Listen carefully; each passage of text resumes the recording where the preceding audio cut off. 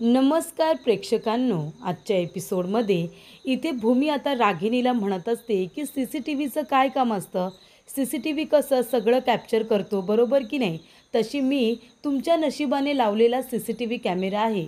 मी तुमच्या बाबतीतल्या सगळ्या गोष्टी अशा कॅप्चर करून ठेवते, कळलं का तुम्हाला. तेव्हा इथे रागिणी म्हणत असते की CCTV कॅमेरे फोडता येतात, माहिती आहे ना तुला. तेव्हा भूमी म्हणते, हो येतात ना, पण तुम्ही माझ्या बाबतीत असं काहीच करू शकणार नाही, कळलं ना तुम्हाला. आणि इतक्या धुमसू नका, नाहीतर एक दिवशी तुम्हीच फुटाल, कळलं का. तेव्हा रागिणी म्हणते, भूमी अशी तिला धमकी देतानाच इथे भूमी म्हणते, काय काय रागिणी पटवर्धन बोला ना काय. तर इथे भूमीनेच तिला आता आपल्या मोठ्या आवाजाने दाबून ठेवलेलं असतं. तेव्हा इथे भूमी म्हणते, काय रागिणी पटवर्धन, अहो किती वेळा सांगितले तुम्हाला, तुमच्या बाबतीतल्या सगळ्या गोष्टी मला माहिती असतात. तुम्हाला काय वाटलं रागिनी आत्या, तुम्ही आकाशला माझ्या विरोधात भडकवाल आणि मी काहीच करणार नाही का. अहो बघितलंत ना तुम्ही, मी काय काय करू शकते. अहो तुम्ही सगळं बघितलं आहे, तुम्ही आत्तापर्यंत केलेले सगळे प्लॅन मी हाणून पाडलेत. आणि आकाशला ऑफिसपासून तुम्ही दूर ठेवण्याचा खूप प्रयत्न केला, पण शेवटीला ऑफिसमध्ये सुद्धा आकाशला मी पाठवलंच ना. तुमचा प्रत्येक वेळेला प्लॅन मी हाणून पाडते, हे तुम्ही तुमच्या डोळ्याने बघितले, तरीसुद्धा तुम्ही प्लॅन करणं काही थांबवत नाही. तेव्हा इथे आता रागिणी म्हणत असते की भूमी, हे सगळं तुला खूप महागात पडेल, खूप महागात पडेल. तेव्हा भूमी म्हणते, अहो याच्यापेक्षा तुम्ही माझं काय वाईट करणार आहात सांगा ना. आत्तापर्यंत तुम्ही माझं वाईटच केलेलं आहे ना. म्हणजे एखाद्याला नरकातसुद्धा इतक्या वेदना देणार नाही कुणी, तेवढ्या वेदना तुम्ही मला इथे दिलेल्या आहेत. मग याच्यापेक्षा अजून तुम्ही माझं काय वाईट करणार आहात. तुम्हाला मला आणि आकाशला एकमेकांपासून वेगळं करायचं होतं ना. ते तुमचं काम तर माझ्या नशिबानेच केलं. आम्हाला दोघांना एकमेकांपासून वेगळं केलं. आणि मला हे सुद्धा माहिती आहे की या सगळ्यामध्ये पण कुठे ना कुठेतरी तुमचाच हात असणार आहे आम्हाला वेगळं करण्यामध्ये. पण एक गोष्ट लक्षात ठेवा रागिणी पटवर्धन, आता माझं जेवढं काही वाईट होणार होतं ना, त्याचा कोटा आता संपला. आता तुमची सुरुवात झालेली आहे. आता जे काही वाईट होणार आहे ना, ते तुमचं होणार आहे रागिणी पटवर्धन. तेव्हा आता जे काही वाटोळं होणार आहे, जे काही वाईट होणार आहे, त्याची तयारी मात्र तुम्ही ठेवा. तेव्हा भूमी म्हणत असते, तरी बरं ह्या आता इन्शुरन्सच्या पैशांबद्दल मी अजून आकाशला काही सांगितलेलं नाही आहे. तेव्हा इथे रागिणीच्या चेहऱ्याचा रंगच उडतो. तेव्हा भूमी म्हणत असते, काय झालं रागिणी पटवर्धन, अहो तुमच्या चेहऱ्याचा रंग काय एवढा उडाला. अहो तुम्ही जर या पैशांमध्ये काही अफरातफर केली नसेल, या सगळ्या इन्शुरन्सचे जे काही पैसे आहेत त्याच्यामध्ये काही घोटाळा केला नसेल, ते पैसे तुम्हाला नक्की मिळतील. कशाला तुम्ही काळजी करताय. तेव्हा इथे रागिणी म्हणते, तू माझ्या इन्शुरन्सच्या क्लेमवरती जो काही हा स्टे आणला आहेस ना, हे तू बरोबर नाही केलेस भूमी. तो आधी बाजूला कर. तू काय एवढ्या मोठ्या रकमेवरती स्टे आणला आहेस गं. तेव्हा भूमी म्हणते, का, अहो ते पैसे अभिजितचे आहेत ना. मला तेव्हा संशय आला होता की एवढी सगळी रक्कम तुमच्या एकटीच्या नावाने कशी आली. कारण मला पूर्ण खात्री आहे अभिजित पौर्णिमावरती अन्याय कधीच होऊ देणार नाही. कारण त्याचा पौर्णिमावरती जीव होता, मला माहिती आहे ना. त्याच्यामुळे तेव्हाच मला तुमच्यावरती संशय आला होता. आणि जर तुम्ही या सगळ्यामध्ये काहीतरी घोटाळा करून जर तुम्ही सगळे पैसे स्वतःच्या नावाने करत असाल ना, तर मात्र ते पैसे तुम्हाला एकटीला अजिबात मिळणार नाही. मी पौर्णिमावरती अन्याय होऊ देणार नाही, असं भूमी आता स्पष्टपणे बोलते. भूमी म्हणत असते, याला काय म्हणतात माहिती आहे का, अहो मेलेल्या माणसाच्या टाळूवरचं लोणी खाणं म्हणतात याला. अभिजित तुमचा मुलगा होता ना हो, मग तो गेल्यानंतर त्याच्या पैशांसाठी इतके प्रयत्न केलेत तुम्ही, याला काय म्हणतात, मेलेल्या माणसाच्या टाळूवरचं लोणी खाणं. आणि तुम्ही तुमच्या स्वतःच्या मुलाच्याच टाळूवरचं लोणी खायला बघताय, याची लाज नाही वाटत आहे ना तुम्हाला. तेव्हा इथे भूमी म्हणते की म्हणूनच मी आता ठरवले, काहीही झालं तरीसुद्धा ही रक्कम मी तुम्हाला एकटीला मिळूच देणार नाही. मग त्यासाठी आता मी स्टे आणला आहे, पण त्यासाठी मला जे काही करावं लागेल ना, ते मी करेन. पण आता एक गोष्ट लक्षात ठेवा रागिणी पटवर्धन, वाईटाची सुरुवात झाली. ह्या वेळेला तुम्हाला मात देते की नाही बघाच तुम्ही. घ्या घ्या पाणी प्या. हे पाणी आता तुम्हाला प्यायचं नसेल ना, पण एक वेळ अशी येईल ना की पाणी पाणी कराल, पण तुम्हाला पाणी पाजण्यासाठी तिथे कुणीही नसेल. अशी अवस्था आल्याशिवाय राहणार नाही तुमची रागिणी पटवर्धन, ही गोष्ट लक्षात ठेवा, असं भूमी म्हणून आता निघून जाते. तेव्हा इथे रागिणीला खूपच जास्त राग आलेला असतो. ती म्हणते, भूमी हातातोंडाशी आलेला घास तुझ्यामुळे हातातून निसटून गेलाय, सोडणार नाही आहे मी तुला. या सगळ्याचा वचपा घेतल्याशिवाय गप्प राहणार नाही ही रागिणी पटवर्धन, असं ती आता म्हणत असते. त्यानंतर प्रेक्षकांनो, इथे आकाश आता खूपच विचारांमध्ये असतो. भूमीवरती एकदा नाही दोनदा हल्ला झालेला असतो. एकतर इथे बाहेर गाडीतून अभिजित तिला घेऊन जात असतो आणि दुसरी गोष्ट म्हणजे पोलीस स्टेशनच्या बाहेर एक गुंड माणूस दुसऱ्या माणसावरती हल्ला करणार असतो, पण तो भूमीवरतीच होणार असतो. तेव्हा इथे या गोष्टी आता आकाशला आठवत असतात आणि तो विचारत असतो. तेवढ्यातच इथे मानसी आकाशसाठी कॉफी घेऊन आलेली असते आणि ती म्हणते, काय झालं भाऊजी, इतके विचारत का आहात तुम्ही? तेव्हा इथे आकाश म्हणत असतो की मानसी, जे काही घडतंय ते खूपच जास्त चुकीचं आहे गं. म्हणजे भूमीच्या बाबतीत बघ ना, 2 वेळा तिच्यावरती हल्ला होणार होता आणि तो हल्लेकरू कोण आहे ते सुद्धा अजूनपर्यंत कळलेलं नाही आहे.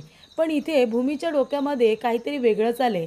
तिला असं वाटतंय तिच्यावरती हल्ला करणारी व्यक्ती ही रागिनी आत्याने पाठवली होती. तेव्हा इथे आता भूमी म्हणत असते की हे सगळं रागिनी आत्याने केले. तेव्हा आकाशचा रागिनीवरती विश्वास असतो. तो म्हणत असतो की ह्या वेळेला आत्याने काही केलेलं नाही आहे. ज्या बाईने त्याच्या आईवडिलांना मारलं त्या बाईवरती आकाश इतका आंधळेपणाने विश्वास ठेवतोय आणि प्रत्येक वेळेला भूमीने आकाशला प्रोटेक्ट केलं आहे, त्या भूमीकडे ती निर्दोष असल्याचे सतत पुरावे मागत असतो. काय बोलायचं प्रेक्षकांनो ह्या आकाशला तरी. त्यानंतर इथे आकाश म्हणत असतो की मानसी, आता काहीतरी केलं पाहिजे. भूमी लवकरात लवकर आपल्याकडे आली पाहिजे. तेव्हा इथे मानसी म्हणते, हो ना भाऊजी, ताई लग्न करून या घरामध्ये आल्यापासून तिच्यावरती कितीतरी संकटं आली, पण ताई कधीच तुम्हाला सोडून गेली नाही. प्रत्येक वेळेला तिने तुम्हाला या संकटातून बाहेर काढलेलं आहे आणि आत्ताच अचानक तुमच्या ऑपरेशनच्या वेळीच ताई तुम्हाला सोडून निघून जाते त्या संकर्षणकडे. ही साधी गोष्ट नाही आहे भाऊजी. नक्कीच या सगळ्याच्या मागे काहीतरी मोठं कारण आहे, ते आपण शोधून काढलं पाहिजे. तेव्हा आकाश म्हणतो, थांब, मी विवेक सरांना फोन करतो आणि लवकरात लवकर या सगळ्याचा सोक्षमोक्ष लावतो. सत्य काय आहे ना ते लवकरच आपल्या समोर येईल. आता बघ मी काय करतो ते. असं आता आकाशने ठरवलेलं असतं. भूमी काही सत्य सांगणार नाही, पण संकर्षण नक्की सत्य सांगेल. तेव्हा इथे संकर्षणच्या तोंडून सत्य वधून घेण्यासाठी इथे आकाशने आता विवेक सरांना फोन केलेला असतो. तेव्हा प्रेक्षकांनो, भूमी घरी येते, पाणी वगैरे पिते. तेव्हा तिथे शिर्केसुद्धा आलेले असतात. तेव्हा ती म्हणते, आलात तुम्ही, आणि ती शिर्केंनासुद्धा पाणी प्यायला देते आणि विचारते, तुम्हाला काही चहा वगैरे देऊ का? तेव्हा शिर्के म्हणतात, नाही नको मॅडम, मी बसतो इथे. तेव्हा इथे भूमी दरवाजाच उघडा ठेवते, कारण बिचारी शिर्के तिच्यासाठी आता बाहेर येऊन बसलेले असतात. तेव्हा भूमी आपलं काम करत असते. म्हणत असते, हा काय इतका पसारा इकडे तिकडे पडला आहे, म्हणून ती पसारा आवरत असते. एका बाजूला तिचा मोबाईल वाजत असतो आणि एका बाजूला ती खिडकीतून लक्ष देत असते. कुणीतरी तिला खिडकीमधून आता दिसत असतं. धक्क्यावरून कुणीतरी चढतंय का असा तिला भास होतो, म्हणून ती वाकून वाकून बघत असते. तेव्हा इथे अभिजितच आलेला असतो आणि तो चेहरा लपवून आता खाली बसून असतो, पण त्याला आता भूमीला मारायला यायचं असतं. तर प्रेक्षकांनो, इथे अभिजित आता असं का करतोय? मग हा खरोखर अभिजित आहे की दुसरं कुणीतरी आहे, हे काही आता कळत नाही आहे. त्यानंतर इथे पण तो अभिजितसारखाच दिसणारा माणूस आहे, अगदी हुबेहूब, आणि तोच आता भूमीवरती अटॅक करण्याचा प्रयत्न करत आहे. त्यानंतर इथे आता आकाश आणि रागिनी दोघेजण विवेक सरांना भेटायला आलेले असतात. विवेक सरांना आकाशने आधीच फोन केलेला असतो. तेव्हा इथे विवेक सर म्हणत असतात, पण आकाश महाजन, तुम्ही इतका मोठा निर्णय, इतका मोठा टोकाचा निर्णय इतक्या लवकर का घेताय? म्हणजे कळत नाही आहे मला. तुम्हाला माहिती आहे ना, डॉक्टर संकर्षण अधिकारी हे इथले खूपच जास्त मोठे सर्जनसुद्धा आहेत, खूपच पॉप्युलर डॉक्टर आहेत. ते जेव्हापासून इथे या हॉस्पिटलला आलेत तेव्हापासूनच त्यांनी खूप नाव कमावलं आहे आणि त्यांच्यामुळे आमच्या हॉस्पिटलचं नाव मोठं झालं आहे. खूपच फायदा झाला आहे त्यांचा आम्हाला. तुम्हाला माहिती आहे ना, त्यांचं नाव सहजासहजी कमी केलं जाणार नाही आहे कुठल्याच बाबतीत. तेव्हा इथे आकाश म्हणत असतो, हो मला माहिती आहे, आणि म्हणूनच तर मी ही गोष्ट करतोय ना, आणि काळजी करू नका. माझा प्लॅन सक्सेसफुल झाल्यानंतर मी पहिल्यासारख्या सगळ्या गोष्टी सुरळीत करेन. माझ्यामुळे कुणाला काही त्रास होणार नाही आहे, असं इथे आकाश म्हणत असतो. आणि त्याने आता महत्त्वाचे पेपर साईन केलेले असतात. त्यामुळे इथे आता थोडंफार का होईना, पण संकर्षणला नुकसान होणार हे मात्र नक्की. त्यानंतर प्रेक्षकांनो, इथे आता भूमीला मारण्यासाठी अभिजित आलेला असतो आणि तो पूर्ण प्रयत्न करत असतो धक्का चढण्याचा, कारण इथे आता समोरच सिक्युरिटी गार्ड असतो. घराच्या बाहेरच तिथे शिर्के बसलेले असतात. मग काय, मग इथे अभिजित आता मागच्या बाजूने इथे पूर्णपणे धक्का चढून मागच्या बाजूने तो घरामध्ये एंट्री घेतो भूमीला मारण्यासाठी. कारण काही केल्या, भूमी त्याच्यासाठी एक शिकार आहे आणि तो त्या शिकारीला मारण्यासाठी इतके प्रयत्न करतोय हे आपण बघितले. तेव्हा इथे भूमीसुद्धा हुशार. तो माणूस आता पाठीमागून येऊन रुमालावरती गुंगीचं औषध मारून भूमीच्या तोंडाला लावायला जाणार तेवढ्यातच भूमी म्हणते, ए कोण आहेस तू? आणि ती आता आपल्या तोंडाला तो रुमाल काही लावू देत नाही. तेव्हा प्रेक्षकांनो भूमी म्हणते, शिर्के लवकर इकडे या शिर्के. तेव्हा शिर्केसुद्धा धावत पळत येतात आणि अभिजितला पकडतात आणि म्हणतात, ए कोण आहेस, कोण रे तू? आणि भूमी मॅडमवरती का हल्ला करतोयस? कोण आहेस तू? तेव्हा इथे शिर्केने सुद्धा आता अभिजितला असं घट्ट पकडून ठेवलेलं असतं आणि त्याला हवं तेवढं मारण्याचा प्रयत्न आता शिर्केसुद्धा करत असतात. त्याच्या पोटामध्ये चांगल्या अशा फाईट वगैरे देतात आणि त्याला मारतच असतात. त्याला पकडून इथे त्याचा चेहरा बघणारच असतात. तेवढ्यातच इथे अभिजितने शिर्केलासुद्धा जोरात धक्का दिलेला असतो आणि शिर्केला पाडलेलं असतं. तेवढ्यातच इथे ओजस धावत पळत येतो. तेव्हा प्रेक्षकांनो इथे आता संकर्षण घरामध्ये नसतो. ओजसला अभिजित पकडतो आणि म्हणतो, ए चला सगळ्यांनी मागे व्हा, मागे व्हा. तेव्हा इथे ओजसला आता मोहरा बनवून इथे अभिजित पळून जाण्याचा प्रयत्न करत असतो. तेव्हा प्रेक्षकांनो इथे ओजस आता भूमीला आई आई अशी हाक मारत असतो. तेव्हा भूमी म्हणते, एक मिनिट, तू प्लीज ओजसला सोड, ओजसला काही करू नको. तुला मी बरोबर यायला हवे ना, मी तुझ्याबरोबर येते. थांब, मी येते तुझ्याबरोबर. आधी तू ओजसला खाली सोड बरं. तेव्हा प्रेक्षकांनो इथे आता भूमी म्हणत असते की ओजसला खाली सोड, मी तुझ्याबरोबर येते. तो माणूस म्हणतो, चल तू माझ्याबरोबर चल, बाहेर चल. आणि तेव्हा इथे भूमी एक आयडिया करते. ती म्हणते की ओजस त्यांना चावू नकोस, मला माहिती आहे तुला भूक लागले, पण त्यांना चावू नकोस हां. तेव्हा ओजस समजून जातो भूमीला काय बोलायचं आहे आणि ओजस त्या माणसाला चावतो. आणि तेव्हा इथे आता हाताला चावल्यानंतर एका हाताने त्याने ओजसला पकडलेलं असतं, दुसऱ्या हातामध्ये चाकू असतो आणि चाकूवाल्या हातालाच आता ओजस जोरात चावतो. तेव्हा लगेचच अभिजित त्याला खाली ठेवतो. तेव्हा ओजस धावत पळत भूमीकडे येतो. तेव्हा इथे आता शिर्के पुन्हा इथे त्याला पकडतात आणि त्याला मारण्याचा प्रयत्न करतच असतात. तेवढ्यातच इथे तो भूमीला धक्का देतो आणि तिला बाजूला पाडतो. तिच्या डोक्याला चेअर लागणार तेवढ्यातच इथे आता संकर्षणचा हातमध्ये येतो. तेव्हा भूमी त्याचा हात पकडते आणि बघते तर संकर्षण आलेला असतो. तेव्हा अभिजित पळून जाणार, संकर्षण त्याला पकडतो आणि त्याला बेदम मारतो. त्याला चांगलं बेदम मारतो आणि म्हणतोय, कोण आहेस तू आणि का भूमीला हात लावलास, का भूमीवरती हल्ला केलास, का आलायस तू इकडे, सांग बरं. आणि ओजस आता तिथेच बाजूला उभा असतो आणि तो म्हणतो की बाबा. तेवढ्यातच इथे संकर्षण आता तिकडे दुर्लक्ष होताच इकडे त्याला पकडत असताना अभिजितने काटा चमचा घेतलेला असतो आणि इथे संकर्षणच्या हातावरती वार केलेला असतो. तेव्हा प्रेक्षकांनो संकर्षण त्याला पकडायला जाणार तेवढ्यातच तो पळून जातो. तेव्हा भूमी म्हणते, संकर्षण अहो किती लागले तुमच्या हाताला. तेव्हा प्रेक्षकांनो भूमी आता काळजीनेच त्याचा हात बघत असते. तेव्हा ओजस म्हणत असतो की बाबा, भूमीने मला वाचवलं, आईने मला वाचवलं. तेव्हा इथे आता भूमी त्याच्या हाताला पट्टी वगैरे करत असते आणि इथे संकर्षण बसलेला असतो. तो भूमीकडे आता खूपच जास्त प्रेमाने बघत असतो. तेव्हा प्रेक्षकांनो इथे बघा, भूमी आता त्याच्या हाताला पट्टी करते आणि संकर्षण तिच्याकडे खूपच जास्त प्रेमाने बघतोय आणि ओजस म्हणालेला असतो की भूमीने माझा जीव वाचवलेला आहे. तेव्हा तर इथे संकर्षणला खूपच जास्त बरं वाटतं. तेव्हा भूमी म्हणते की संकर्षण, मी औषध लावते, थोडंसं जळजळ होईल पण तुम्हाला लवकर बरं वाटेल. तेव्हा इथे संकर्षण म्हणत असतो की भूमी, हा माणूस कोण होता आणि तो दुसऱ्यांदा तुझ्यावरती हल्ला करतोय ना. पहिला जेव्हा हल्ला झाला तेव्हा तू मला सांगितलं होतंस, मग त्याने आता दुसऱ्यांदा तुझ्यावरती हल्ला का केला असेल आणि तो ज्या अर्थी या घरामध्ये आला आहे त्या अर्थी तो तुझ्यावरती पुन्हा एकदा हल्ला करायला आला होता. पण का, तुझा आणि त्याचं काय बरं वाद असेल, तो दुश्मन आहे का तुझा. तेव्हा इथे भूमी आता म्हणते, मला माहिती नाही आहे. ती मनामध्ये म्हणते, संकर्षण काय सांगू तुम्हाला, मला रागिनी आत्यांवरती संशय आहे, पण त्यांना आता धमकी दिल्यानंतर त्या पुन्हा असं काही पाऊल उचलतील मला तर वाटत नाही आहे. तेव्हा संकर्षण इथे म्हणतो की भूमी, तुला खरं सांगू का, मला असं वाटलं मी पुन्हा आता इथे तुला गमावलं की काय, म्हणजे माझ्या ओजसच्या आईला, मला असं वाटलं मी ओजसच्या आईला पुन्हा एकदा गमावलं की काय. तेव्हा इथे संकर्षण म्हणतो की ओजस माझ्यासाठी माझं सर्वस्व आहे, म्हणजे ओजसशिवाय मला माझं आयुष्यच नाही आहे गं. ओजसचा जीव तू वाचवलास, खरं तर तू माझा जीव वाचवलेला आहेस, मग त्यासाठी तुला थँक्यू तर म्हणायलाच हवं ना. तेव्हा भूमी म्हणते, नाही संकर्षण, प्लीज तुम्ही थँक्यू म्हणू नका, उलट माझ्यामुळे तुमच्या घरावरती संकट आलं असं मला वाटतं आहे. तेव्हा इथे संकर्षण म्हणतो, नाही नाही असं काही नाही आहे, उलट खरं तर आपल्याला खोलवरती जाऊन आता या सगळ्या गोष्टीचा विचार करायला हवा. तो माणूस कोण आहे, तो तुझ्यावरती हल्ला करण्याचा का प्रयत्न करतोय, या सगळ्या गोष्टी आपल्यालासुद्धा कळल्या पाहिजे ना. तेव्हा इथे भूमी म्हणते, हो ना, तो माणूस कोण आहे आणि तो कशासाठी हल्ला करतोय मलासुद्धा माहिती नाही आहे. तेव्हा इथे प्रेक्षकांनो, संकर्षण म्हणत असतो की तो दुसऱ्यांदा तुझ्यावरती हल्ला करतोय म्हणजे तो तुझ्यावरती नजर ठेवू नये. नक्कीच तो कोणीतरी दुश्मनच आहे तुझा. आता शिर्के आल्यानंतर त्यांनी जर त्याला पकडलं किंवा बघितलं तर आपल्याला कळेल की तो माणूस नक्की कोण आहे ते. तेवढ्यातच तिथे शिर्के येतात. भूमी म्हणते, तुम्ही पकडलंत का त्याला, बघितलं त्याला? तेव्हा शिर्के म्हणतात, नाही ना, तो पळून गेला.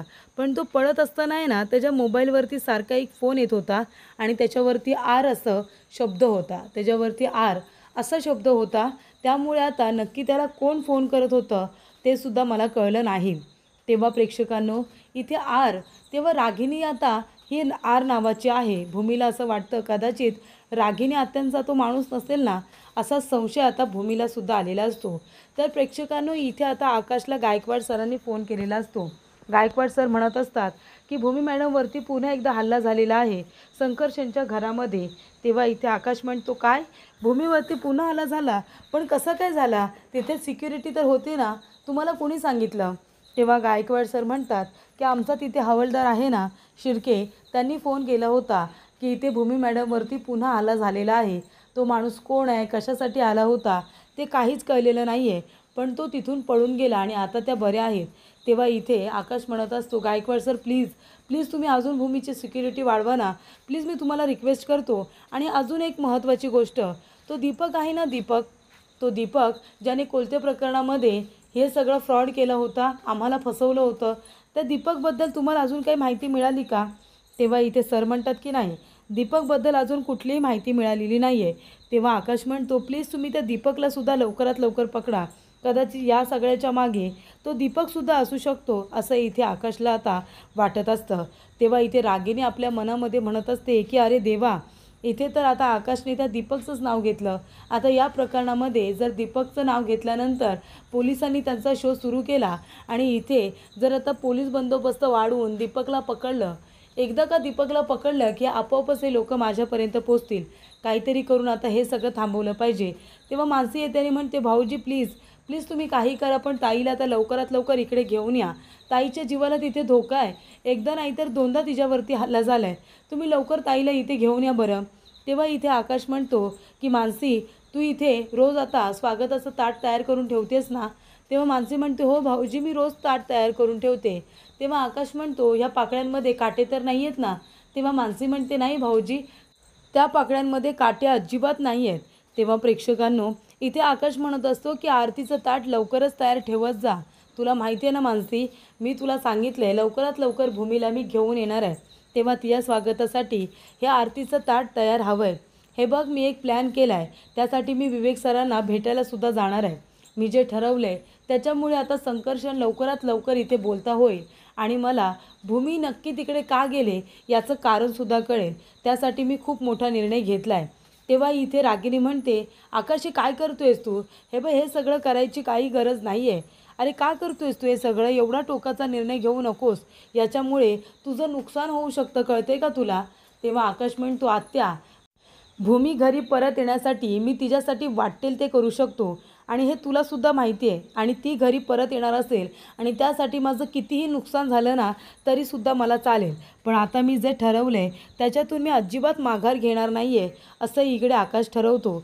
तेव्हा इथे रागिनी म्हणत असते की अरे देवा, आकाश एवढी मोठी गुंतवणूक करतोय आणि जर त्याच्या गुंतवणुकीसमोर, त्याच्या या प्लॅनसमोर जर त्या डॉक्टर संकर्षण अधिकारी याने जर शरणागती पत्करली तर ती भूमी परत घरी येईल आणि काही झालं तरीसुद्धा भूमी परत घरी येता कामा नये, असं इकडे आता रागिनी म्हणत असते.